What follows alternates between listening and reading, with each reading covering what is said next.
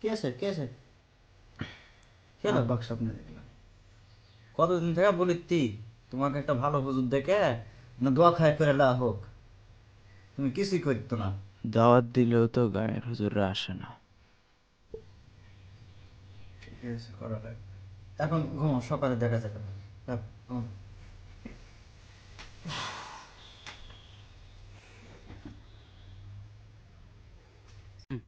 যাও, খারাপ স্বপ্ন দেখলে হুজুরকে দাওয়াত দিয়ে এসো গো, যাও। দাওয়াত তো দেবো, কিন্তু গায়ের মানুষ দাওয়াত দিলে তো আসে না। যাও অন্য গ্রামের হুজুরকে দাওয়াত দিয়ে নিয়ে এসো। মঙ্গলপুর, কুশলপুর, দুবইল এগুলো হুজুরকে দাওয়াত দিয়ে নিয়ে এসো। তাই করা লাগবে। হুজুরদের দাওয়াত দিতে গেলে তো নামাজ রোজার কথা জিজ্ঞেস করবে, তাহলে কি করা যায়? যাজ্ঞা কৌশলে উত্তর দিয়ে দেবো।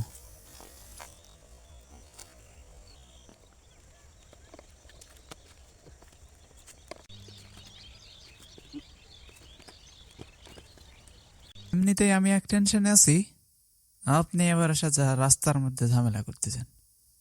কে ভাই আপনি? কোনটে বাড়ি? আমার বাসা বাপু কোটগ্রাম। আমি কোটগ্রামে এক মসজিদের ইমাম। তো আপনার নাম কি মাহবুব? হ্যাঁ হ্যাঁ হ্যাঁ, আমার ও নাম আপনার কাছে তো যাচ্ছিলাম। ও আচ্ছা, কি দরকার বাসা বলো? দরকার তো আছে, আমার বাসায় আপনার দাওয়াত নিতে হবে। ও বাবা, আমি তো সব বাড়ির দাওয়াত খাই না। দাওয়াত তো খেতে যাব, আমার দাওয়াত খাওয়া যাওয়ার কিছু শর্ত আছে। আমি সব বাড়ির তো দাওয়াত খেতে যাই না। তুমি কি নামাজ কাজা করো? নামাজ তো একক তো কাজা নাই। রোজা টোজা ভাঙ্গো নাকি? জীবনেও একটা রোজাও ভাঙেনি। তাহলে হুজুর, তাহলে কালকে দুপুরে আমার বাড়ির দাওয়াত নিয়ে আসেন তাহলে। আচ্ছা বাবা, ঠিক আছে। তাহলে ঠিক আছে।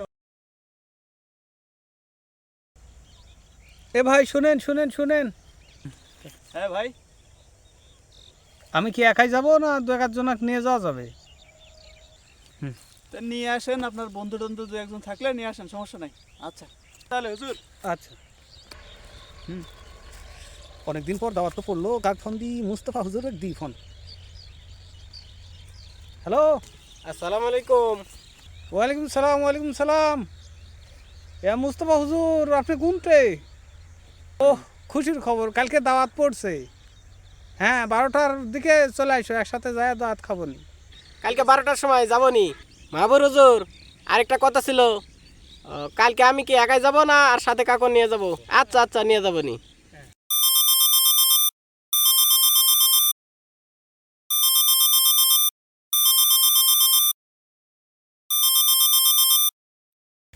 আসসালামু আলাইকুম মুস্তফা হুজুর, কি খবর? ও, দাওয়াত পড়ছে আমারও। আচ্ছা, বেলাটা 12টার সময় যাব। ঠিক আছে, আমি যাবো নি, আপনার ওখানে যাবো নি। ঠিক আছে, আমি কি আর কাউকে নিয়ে যাব? ও, নিয়ে যাবো না? আচ্ছা, আর তো কেউ নাই, ভিডিও করার মতন আর কেউ নাই। 12টা তো বাজে গেছে, মুস্তফা হুজুর আসতেছে না কেন? এতক্ষণ কি করতেছ ওরা? সকাল থেকে না খাই আসি, পেটে তো খুব খিদা লাগছে। ওহো, আসতেছে। ও, আসো আসো আসো আসো আসো আসো, সময় চলে যাচ্ছে, আসো।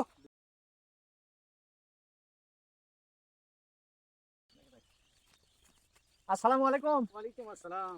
হুজুর, তুমি ভালো আছো? হ্যাঁ, আলহামদুলিল্লাহ। তো এত দেরি করলে কেন? যে সময় চলে যাচ্ছে, চলো চলেন হুজুর, চলেন। চলেন। খাওয়া লাগবে, খুব হ্যাঁ, খুব খিদা লাগবে। আমি শুনলাম খাওয়া দাওয়া বুঝলেন খুব ভালো ব্যবস্থা করছে মঙ্গলপুর বাড়ি তো। তো নামাজ টামাজ পড়ে তো? হ্যাঁ, নামাজ ওগুলো ভুলে নিয়েছি আমি, বুঝলেন। আচ্ছা নামাজের কথা আমি ভুলে নিয়েছি। রোজা একটা গামি করে না, নামাজ এক তো কাজা করে না। আচ্ছা, তাহলে খাবো নি। হ্যাঁ, খুব ভালো মানুষ, আচ্ছা শুনেছি। আচ্ছা। রান্নাও করে খুব ভালো।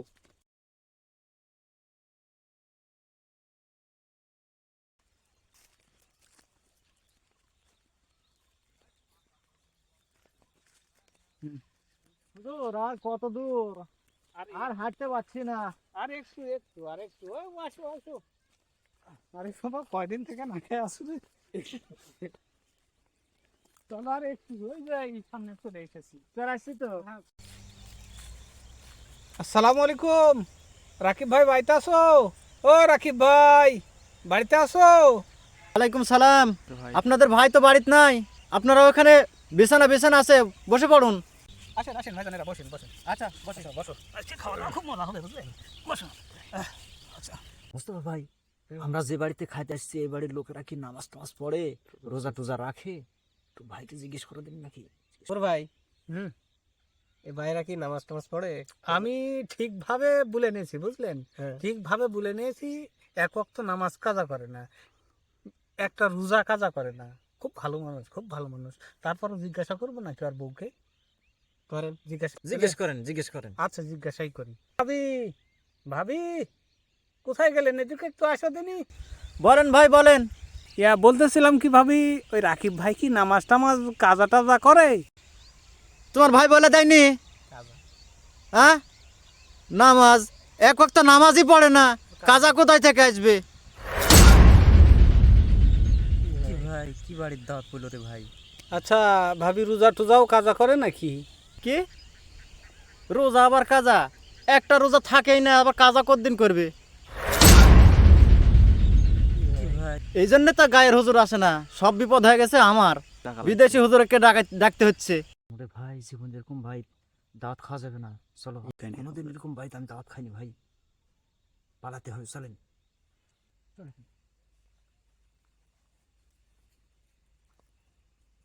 কাজটা কেমন হলো? কিছু মনে করো না ভাই, আশা যখন পড়ছি খায় দায় যা হোক। মুস্তফা হুজুর আমাকে নিয়ে যাও, চলে চলে গেলেন।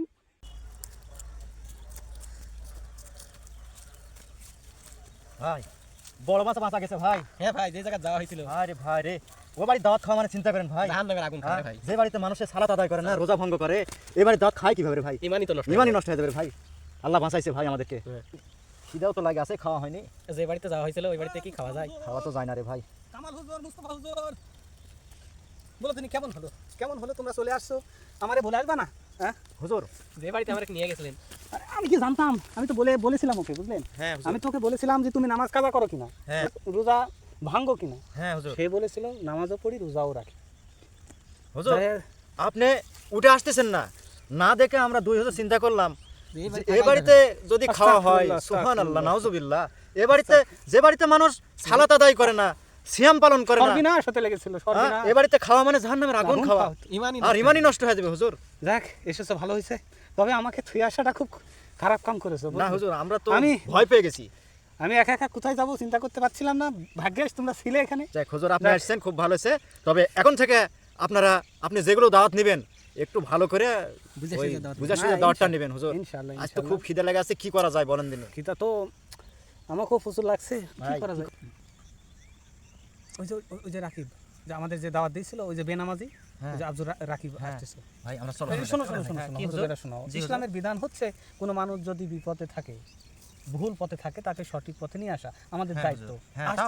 আসতেছে কি বলে দেখো, আমরা তো বেনামাজি বাইত খাইতে যাবো না, আমরা যদি না যাই জোর করে নিয়ে যেতে পারবে পারবে না। সুতরাং সে আসতেছে, আসুক, দেখা যাক। এদিকেই তো আসতেছে। আচ্ছা আসুক তাহলে, হ্যাঁ, আমরা তাকে বুঝাই হ্যাঁ, আসতেছে, আসুক নাকি ভাই? আচ্ছা আসুক। কি বলতে? আসসালামু আলাইকুম। ওয়ালাইকুম আসসালাম ওয়া রাহমাতুল্লাহ। হুজুর আপনারা সবাই চলে আসছেন, কেমন হয়ে গেল না? বিষয়টা হলো বাপু, আমরা বেনামাজির বাড়িতে আমরা খাই না। আমরা তাহলে তোমার বাড়ির যায় বাপু, শুনলাম তুমি নাকি নামাজ পড়ো না, রোজা রাখো না। আমরা শুনে আমাদের পক্ষে থাকা সেখানে সম্ভব হয়। শোনো বাপু, আল্লাহ রসুল সাল্লাল্লাহু আলাইহি ওয়াসাল্লাম বলেছেন, বাইনাল আবদি ওয়া বাইনাল কুফরি তারকাস সালাত। যে ব্যক্তি সালাত তরিক করে, সালাত পড়ে না, সে হচ্ছে কাফের। হুজুর, হ্যাঁ বলো। ওই হাদিসটা শুনেন যে পিতামাতা মারা যাক বা মানুষ যখন মৃত্যুবরণ করে, তার কবরে সদকায়ে জারিয়া হিসেবে 3টি আমলনামা তার কবরে হ্যাঁ, বসে। হ্যাঁ, হ্যাঁ, হ্যাঁ। তে এই ভাইয়ের পিতা মারা গেছে, যদি ওই ভাই নামাজ পড়তো, রোজা রাখতো, দোয়া করতো। আর সে যদি পিতামাতার জন্য দোয়া করতো, প্রতিদিন নামাজে সালাতে যদি সিজদায় পড়ে মোনাজাতে যদি দোয়া করতো যে রাব্বির হামহুমা কামা রাব্বায়ানিস সাগীরা, তাহলে তো সদকায়ে জারিয়া হিসেবে নেক সন্তান অনুযায়ী তার কবরে হ্যাঁ, সোয়াবটা হ্যাঁ, পৌঁছে যাচ্ছে। কথাটা সত্য, সত্য। কিন্তু সে তো করে না, সালাতি আদায় করে না, সালাতি আদায় করে না, রোজাও রাখে না। রোজাও রাখে না। তাহলে বাবু, আমি এখন বলি যে তুমি তোমার পিতামাতার জন্য খাওয়াবে, এটা আমি ভালো দৃষ্টিতে দেখতেছি না। কী কারণে? তুমি নেক হলে তুমি তোমার মা বাবার জন্য দোয়া করবে, নামাজ পড়বে, মা বাবার জন্য দোয়া করবে, এটাই সবচাইতে তোমার মা বাবার জন্য কাজে লাগবে। হ্যাঁ, হ্যাঁ, আর তোমার মা বাবা, তুমি নেক সন্তান, তোমার মা বাবা কাউকে হয়তো বা এমন ইলম শিক্ষা দিয়েছে, সেই সৎকার জারিয়া হিসেবে তাও সেই সবটাও পাবে। বা তোমার মা বাবা কোনো একটি গাছ বৃক্ষরোপণ করেছে, তার ফল ফলান্তি পশু পাখি খাবে, মানুষ খাবে, এই সৎকার জারিয়াটা তোমার মা বাবার কবরে পুষবে। আর সর্বোপরি নেক সন্তান তার মা বাবার জন্যই যথেষ্ট, দোয়া করা। আর আমি এটাই বলতে চাচ্ছি হুজুর, আপনারাও বলেন ছেলেটা যেন নামাজি হয়, রোজাদার হয়। সবচাইতে তোমার জন্য উত্তম কাজ হচ্ছে 5 ওয়াক্ত সালাত আদায় করা। হ্যাঁ হুজুর, আপনারা ঠিক কথাই বলছেন। নামাজ, রোজা, ইসলামের ফরজ বিধানগুলো পালন না করে আমি নিজেই নিজের সাথে প্রতারণা করছি। আসলে আমি একজন খারাপ মানুষ, নামাজ পড়ি না, রোজা থাকি না, এজন্য সবাই পরিত্যাগ করে চলে। আপনাদের মতো করে কেউ এরকম সামান্য সময় হলেও কেউ আমাকে বোঝানোর চেষ্টা করেনি। আমি কাছে গেলে তারা আমাকে খারাপ মনে করে দূরে থাকার চেষ্টা করছে। আসলে ইসলামের বিধানগুলো কীভাবে পালন করব, কীভাবে জানবো, কীভাবে মৃত পিতামাতার জন্য দোয়া করব, এগুলো আসলে আমাকে কেউ শেখায়নি, ওইভাবে গাইডলাইন আমাকে কেউ করেনি। আমি কারো কাছে গেলেই তারা আমাকে পরিত্যাগ করে চলে। আপনাদের দাওয়াতের উদ্দেশ্য অন্য কিছু না, নাকি দাওয়াত করছিলাম যাতে আমি কিভাবে ইসলামের বিধানগুলো শিখতে পারি, জানতে পারি। আসলে এই উদ্দেশ্যটাই আমার ছিল মূল।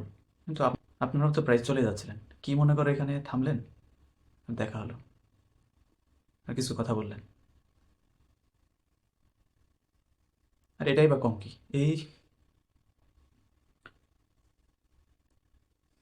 এই সামান্য কথাটুকু আমাকে কেউ বলে নাই। তো যাই হোক, আমি আগেই সিদ্ধান্ত নিয়েছিলাম আর ওয়াদা করছি আমি সামনের দিন থেকে ইসলামের যত ফরজ বিধান আমার উপর আছে সেগুলো পালন করার চেষ্টা করব ইনশাল্লাহ। আর এই ওয়াদা আমি আপনাদের কাছে না, আমার সৃষ্টিকর্তা আল্লাহর কাছেই আমি নিজেই ওয়াদা করছি। আপনারা দোয়া করবেন যাতে আমার সামনের দিনগুলো ইসলামের আলোকে সাজাতে পারি। আপনারা যে সামান্য সময় আমাকে দিলেন, এই জন্য আপনাদের কাছে কৃতজ্ঞতা প্রকাশ করছি। আল্লাহ যেন আপনাদের উত্তম পুরস্কার দেন। আর আজকের আমার এই কথাগুলো যদি আপনাদের বিশ্বাসযোগ্য হয়ে থাকে, তাহলে আমি অনুরোধ করছি দুপুরের খাবারটা আমার বাড়িতে খাবেন আপনারা সবাই। সালাত কায়েম করো, সালাত কায়েম করো, সালাত কায়েম করো, হবে সম্মানে তুমি, হবে জান্নাতি তুমি, হবে সম্মানে তুমি, হবে জান্নাতি তুমি, দেবে কাল হাসরে শীতল ছায়া আর সে